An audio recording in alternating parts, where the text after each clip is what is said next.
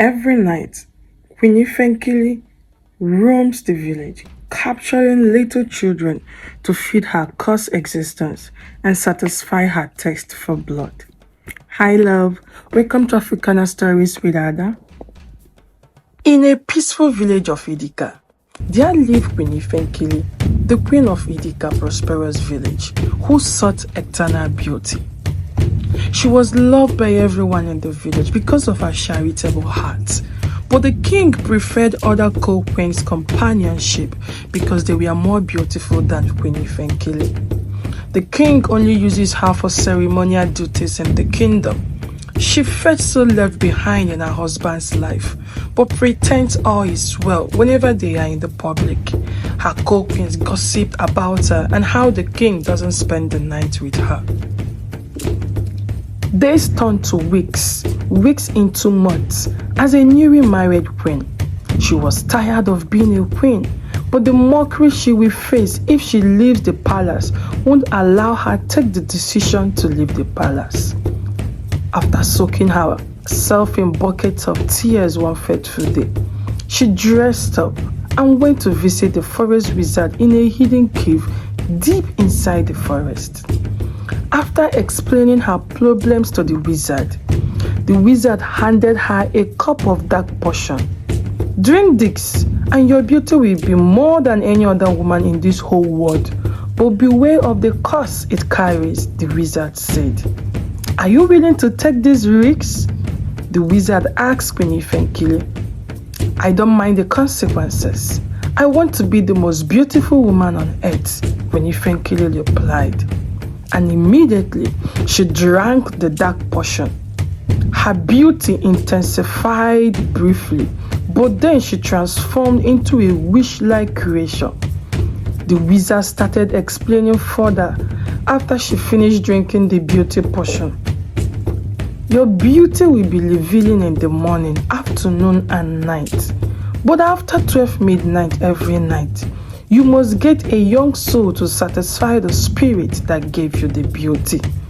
The wizard instructed her. Queen Ifenkiri promised to obey as she was instructed, and she left the forest back to the palace. Every night as instructed by the forest wizard, Queen Ifenkiri engages in her nightly hunts, lurking in the shadows of the village at night. She must capture at least one child from the village with her winch speed. The king started loving her more than other queens. Everybody was surprised with her sudden transformation, but no one dares to ask her what happened. As days go by, nights after spending time with the queen each day, fully satisfied by the king, Queen Ifenkiri will immediately change her clothes in her room, and she will transform into her witch form and roam the village, capturing children to feed her cursed existence. Morning after morning, the villagers will wake up to find children missing, families in mourning and panic. Not again, another child is gone. One of the villagers screamed one morning, "We must do something. We cannot live in fear any longer. We must go and complain to the king." The villagers gathered at the king's palace that fateful afternoon. "Your Majesty, our children are being taken by a night creature. We can't explain. We need your help. Help us," the villagers begged. The king, King Udora, listened attentively and promised the villagers that he will not rest until the evil that befell his village is exposed and stopped. After the villagers left, the king met with his elders in council and planned on security measures to put in place to catch whatever that is causing harm to his village. However, Nedi, a brave young girl, has been curious on the creature causing harm to the villagers lately. She decided to keep watch every night around the village, even when the village vigilantes were on duty. she volunteered to join them. One night, she saw the witch, but monitored closely as the creature flew over the village mud houses. She hid and watched as the witch consumed one home. She heard the cry of the family. They were crying out loud. The captured child was seen carried away by the creature. Ned followed the evil arrow of the creature and it went towards the palace. Ned was shocked. So it's someone from the palace that is causing us harm, she murmured in her heart. I must tell the king secretly, she murmured again. Ned later in the morning visited the king and told him secretly that the creature is somebody in the palace.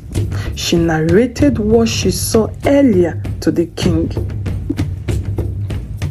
King Udora formed a secret plan with few trusted palace guards. Prepare, we will confront this horror tonight. He secretly planned with them without anybody knowing.